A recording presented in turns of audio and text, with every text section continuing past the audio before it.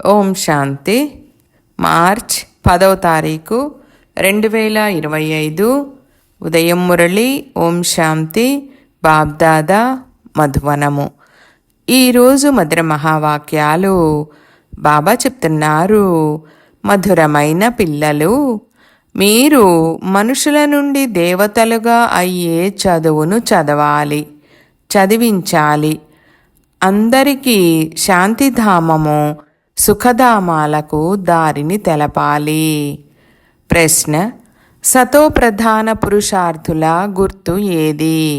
జవాబు: వారు ఇతరులను కూడా తమ సమానంగా చేస్తారు. వారు అనేక మంది కళ్యాణము చేస్తూ ఉంటారు. జ్ఞానధనముతో జోలెను నింపుకొని దానం చేస్తారు. 21 జన్మలకు వారసత్వము తీసుకుంటారు. ఇతరులకు కూడా ఇప్పిస్తారు. పాట: ఓం నమః శివాయ. ఓం శాంతి.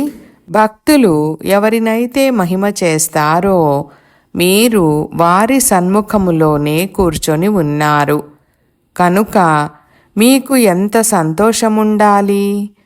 వారిని ఓం నమః శివాయ అని నమస్కరిస్తారు. మీరు నమస్కరించే పని లేదు. పిల్లలు తండ్రిని స్మృతి చేస్తారు, కానీ ఎప్పుడూ నమస్కరించరు. వీరు కూడా మన తండ్రే. వీరి ద్వారా మీకు వారసత్వము లభిస్తుంది. మీరు వారికి నమస్కరించరు, స్మృతి చేస్తారు. శరీరములోని ఆత్మ స్మృతి చేస్తుంది. తండ్రి ఈ శరీరాన్ని అప్పుగా తీసుకున్నారు. వారు మనకు మార్గము తెలుపుతున్నారు. తండ్రి నుండి అనంతమైన వారసత్వాన్ని ఎలా తీసుకోవాలో తెలుపుతున్నారు. మీరు కూడా మంచి రీతిగా అర్థం చేసుకున్నారు. సత్యయుగాన్ని సుఖధామమని అంటారు. ఆత్మలుండే చోటును శాంతిధామమని అంటారు. మనము శాంతిధామ నివాసులమని మీ బుద్ధిలో ఉంది. ఈ కలియుగాన్ని దుఃఖధామమని అంటారు. ఆత్మలమైన మనమిప్పుడు స్వర్గంలోకి వెళ్ళేందుకు, మనుషుల నుండి దేవతలుగా అయ్యేందుకు చదువుతున్నాము. ఈ లక్ష్మీనారాయణులు దేవతలు కదా. నూతన ప్రపంచం కొరకు మనుషుల నుండి దేవతలుగా అవ్వాలి. తండ్రి ద్వారా మీరు చదువుతున్నారు. చదువులో కొంతమంది పురుషార్థము చాలా తీవ్రంగా ఉంటుంది, కొంతమందిది బలహీనంగా ఉంటుంది. ఎవరైతే సతో ప్రధాన పురుషార్థులుగా ఉంటారో వారు ఇతరులను కూడా తమ సమానంగా తయారు చేసేందుకు నెంబరువారుగా పురుషార్థము చేయిస్తారు. అనేక మందికి కళ్యాణము చేస్తారు.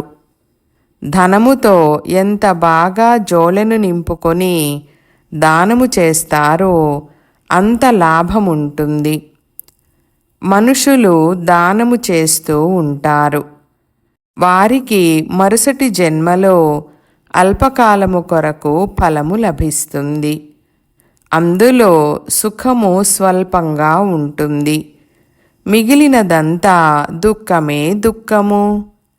మీకైతే 21 జన్మలకు స్వర్గసుఖము లభిస్తుంది. స్వర్గసుఖము ఎక్కడా, ఈ దుఃఖము ఎక్కడా? అనంతమైన తండ్రి ద్వారా మీకు స్వర్గములో అనంతమైన సుఖము లభిస్తుంది. ఈశ్వరార్థంగా దానపుణ్యాలు చేస్తారు కదా, అది అప్రత్యక్ష దానము. ఇప్పుడు మీరైతే సన్ముఖములో ఉన్నారు కదా. ఇప్పుడు మీకు తండ్రి కూర్చొని అర్థం చేయిస్తున్నారు.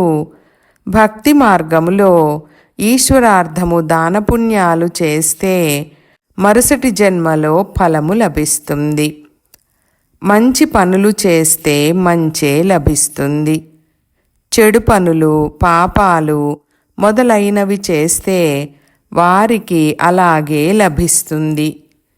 ఇక్కడ ఈ కలియుగంలో పాపాలే జరుగుతూ ఉంటాయి. పుణ్యము జరగనే జరగదు. ఒకవేళ లభిస్తే అల్పకాలిక సుఖము లభిస్తుంది. ఇప్పుడు మీరు భవిష్య సత్యయుగములో 21 జన్మలకు సదా సుఖవంతులుగా అవుతారు. దాని పేరే సుఖధామము. చిత్ర ప్రదర్శనలో కూడా ఇది శాంతిధామము, సుఖధామానికి సహజ మార్గము అని రాయవచ్చు. ఇప్పుడిది కలియుగము కదా. కలియుగము నుండి సత్యయుగము, పతిత ప్రపంచము నుండి పావన ప్రపంచంలోకి వెళ్ళేందుకు పైసా ఖర్చు లేకుండా సులభమైన మార్గము. ఇలా రాస్తే మనుషులు అర్థం చేసుకుంటారు. ఎందుకంటే రాతి బుద్ధి కలవారు కదా. తండ్రి చాలా సహజంగా చేసి అర్థం చేయిస్తున్నారు. దీని పేరే సహజ రాజయోగము, సహజ జ్ఞానము. తండ్రి పిల్లలైన మిమ్మల్ని చాలా తెలివిగలవారిగా తయారు చేస్తున్నారు. ఈ లక్ష్మీనారాయణులు వివేకవంతులు కదా. భలే కృష్ణుడి గురించి ఏమేమో రాసేశారు.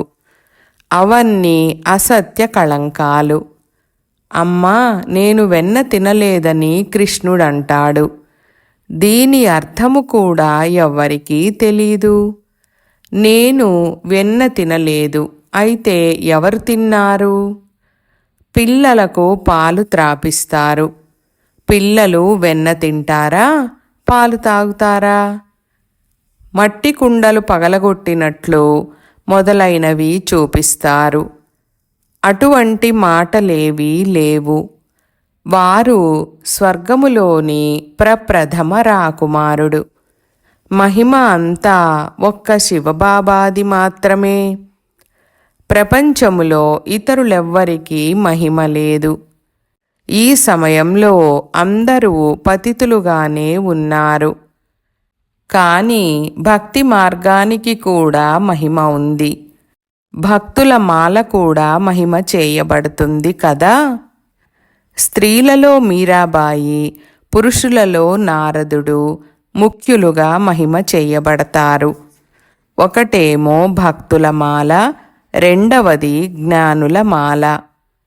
భక్తిమాల నుండి రుద్రమాలలోని వారిగా అయ్యారు. తర్వాత రుద్రమాల నుండి విష్ణుమాల తయారవుతుంది. రుద్రమాల సంగమయుగములోనిది. ఈ రహస్యము పిల్లలైన మీ బుద్ధిలో ఉంది. మీకు ఈ విషయాలు తండ్రి సన్ముఖములో కూర్చొని అర్థం చేయిస్తున్నారు. సన్ముఖంలో కూర్చున్నప్పుడు మీరు రోమాంచితులుగా అవ్వాలి. అహో సౌభాగ్యము! 100% దుర్భాగ్యశాలురుగా ఉన్న మనము సౌభాగ్యశాలురుగా అవుతాము. కుమారీలు కామఖడ్గము కిందకు వెళ్ళలేదు. అది కామఖడ్గమని తండ్రి అంటున్నారు. జ్ఞానాన్ని కూడా ఖడ్గమని అంటారు. జ్ఞాన అస్త్రశస్త్రాల గురించి తండ్రి తెలిపించారు. కానీ వారు దేవతలకు స్థూలమైన అస్త్రశస్త్రాలను ఇచ్చేశారు. అవి హింసకు పనికి వచ్చే వస్తువులు. స్వదర్శన చక్రమంటే ఏమిటో మనుషులకు తెలీదు. శాస్త్రాలలో కృష్ణునికి కూడా స్వదర్శన చక్రాన్ని ఇచ్చి హింస చేసినట్లు చూపించారు. వాస్తవానికి ఇవన్నీ జ్ఞాన విషయాలు. మీరిప్పుడు స్వదర్శన చక్రధారులుగా అయ్యారు. కానీ వారు దీనిని హింసగా చూపించారు. పిల్లలైన మీకిప్పుడు స్వ అనగా చక్రజ్ఞానము లభించింది. బాబా చెప్తున్నారు, మీరు బ్రహ్మ ముఖవంశావళి బ్రాహ్మణ కులభూషణ స్వదర్శన చక్రధారులు. దీని అర్థము కూడా ఇప్పుడు మీకు తెలుసు. ఇప్పుడు మీలో సృష్టిచక్ర జ్ఞానము, 84 జన్మల జ్ఞానము పూర్తిగా ఉంది. సత్యయుగములో మొదట ఒకే ఒక సూర్యవంశ ధర్మముండేది. ఆ తర్వాత చంద్రవంశము. ఈ రెండింటినీ కలిపి స్వర్గమని అంటారు. ఈ విషయాలు మీలో కూడా నెంబరువారుగా ఉన్నాయి. తండ్రి ఎలా మిమ్మల్ని చదివించారో, మీరు తెలివిగలవారిగా అయ్యారో, ఇప్పుడు మీరు అదే విధంగా ఇతరుల కళ్యాణము చెయ్యాలి. స్వదర్శన చక్రధారులుగా అవ్వాలి. ఎంతవరకు బ్రహ్మ వంశావళిగా అవ్వరో అంతవరకు శివబాబా నుండి వారసత్వం ఎలా తీసుకుంటారు? ఇప్పుడు మీరు బ్రాహ్మణులుగా అయ్యారు. శివబాబా నుండి వారసత్వము తీసుకుంటున్నారు.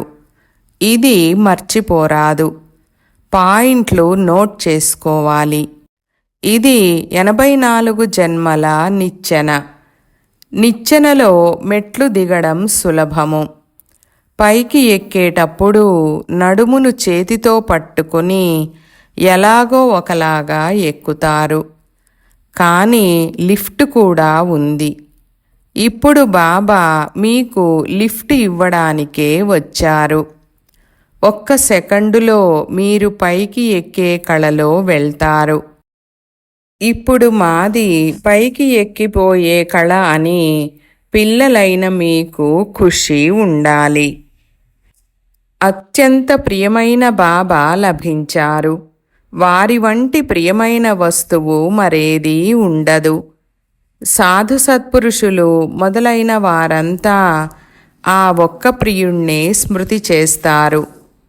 ఇప్పుడు అందరూ వారి ప్రేయసులే. అయితే వారు ఎవరో ఎవ్వరికి కొంచెం కూడా తెలీదు. కేవలం సర్వవ్యాపి అని అనేస్తారు. ఇప్పుడు శివబాబా మనలను వీరి ద్వారా చదివిస్తున్నారని మీకు తెలుసు. శివబాబాకు సొంత శరీరము లేనే లేదు. వారు పరమ ఆత్మ. పరమ ఆత్మ అనగా పరమాత్మ. వారి పేరు శివుడు.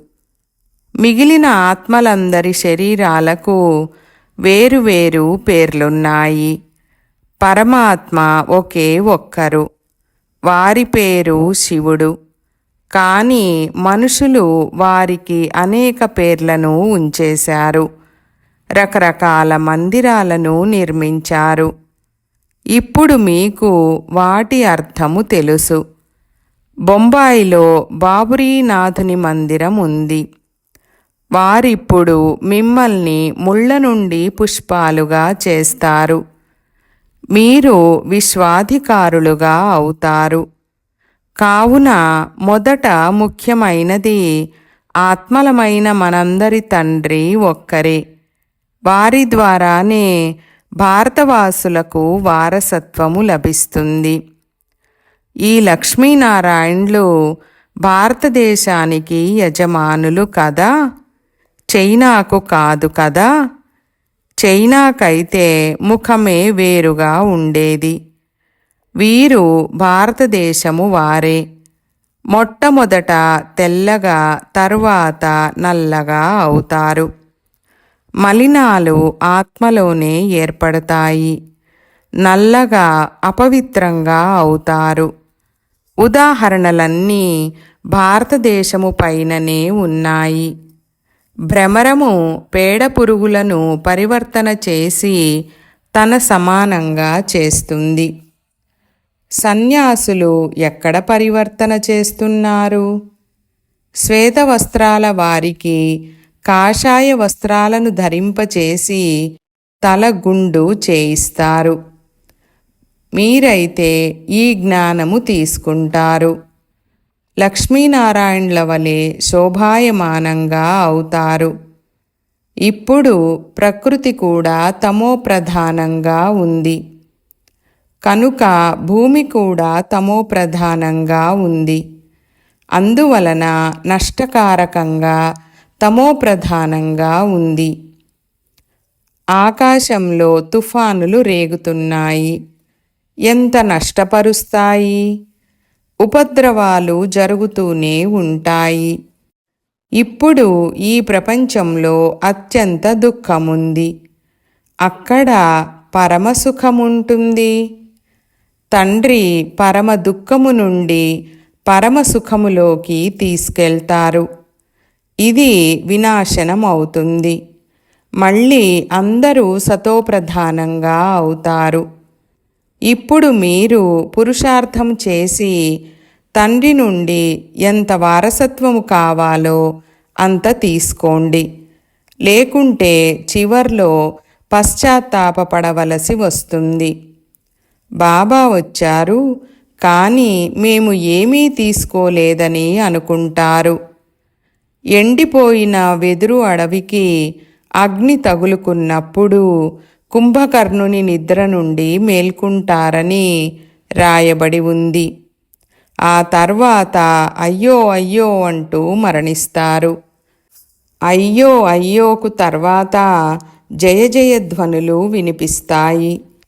కలియుగములో అందరూ అయ్యో అయ్యో అంటున్నారు కదా. ఒకరినొకరు చంపుకుంటున్నారు.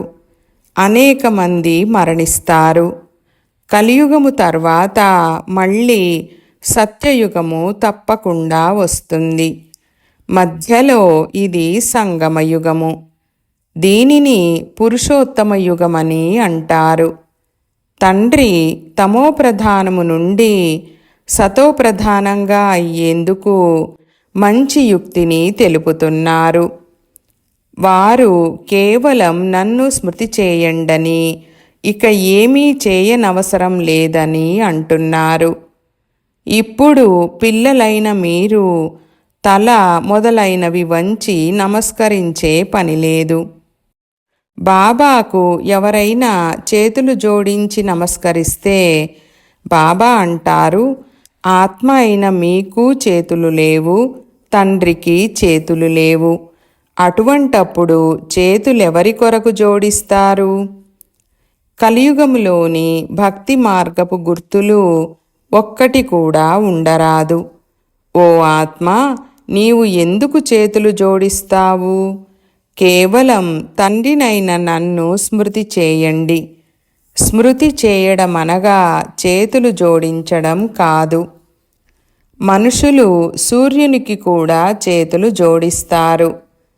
ఏ మహాత్మలకైనా చేతులు జోడిస్తారు.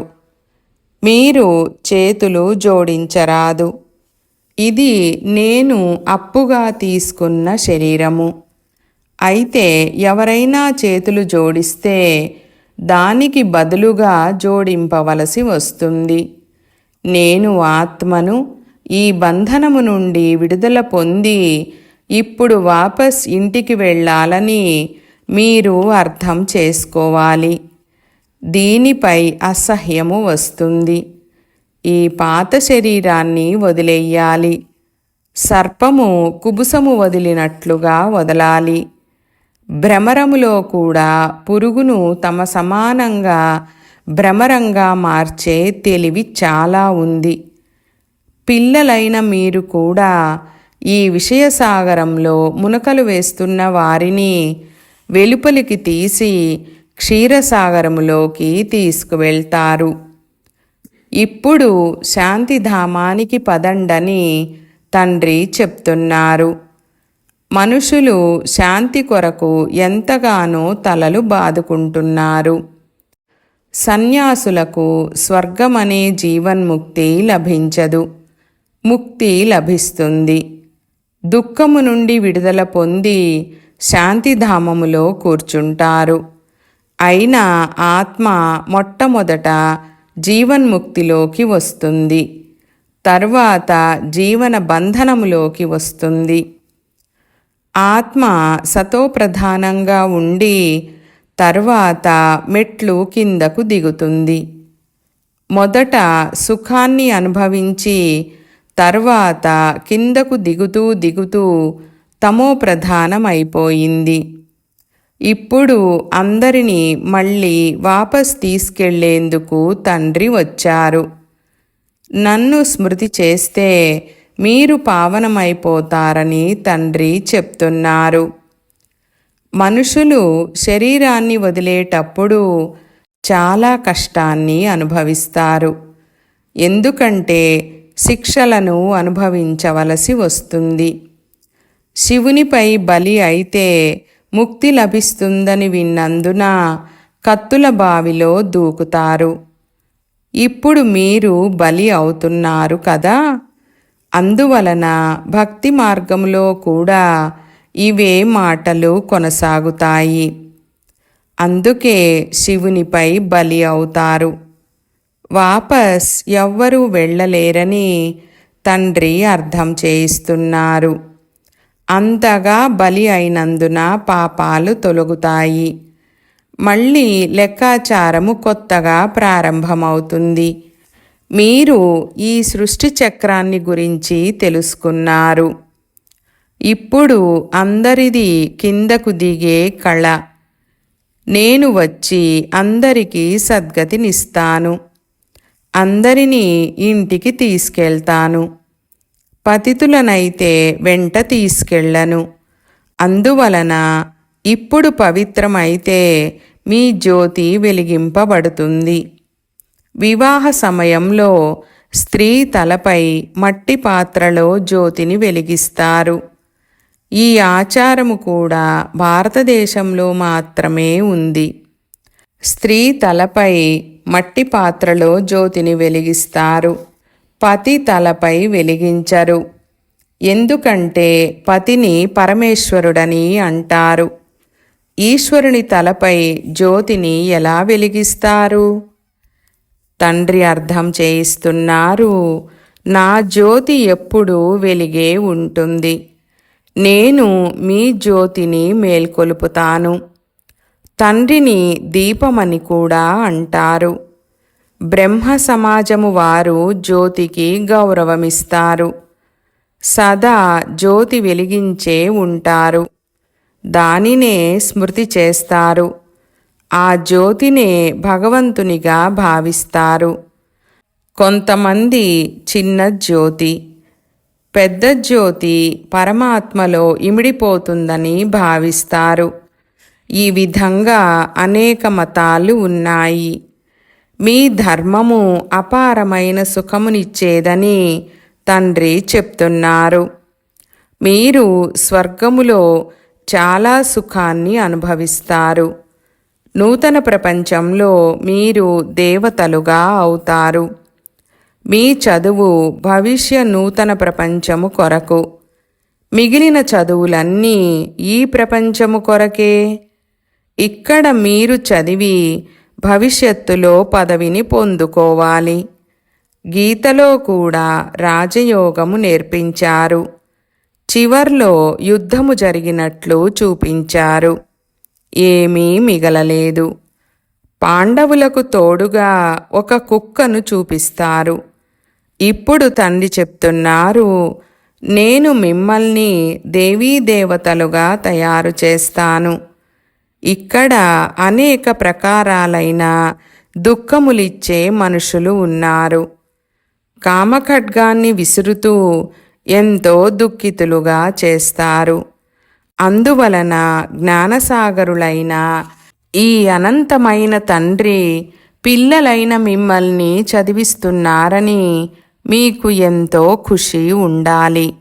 అత్యంత ప్రియమైన ప్రియుడు, ప్రేయసులమైన మనము వారిని అర్థకల్పము స్మృతి చేస్తాము. మీరు స్మృతి చేస్తూ వచ్చారు. ఇప్పుడు తండ్రి చెప్తున్నారు, నేను వచ్చాను. మీరు నా మతమును అనుసరించండి. స్వయాన్ని ఆత్మగా భావించి తండ్రినైన నన్ను స్మృతి చేయండి. ఇతరులెవ్వరినీ స్మృతి చేయరాదు. నా స్మృతితో తప్ప ఏ ఇతర ఉపాయముతోనూ మీ పాపాలు భస్మము కావు.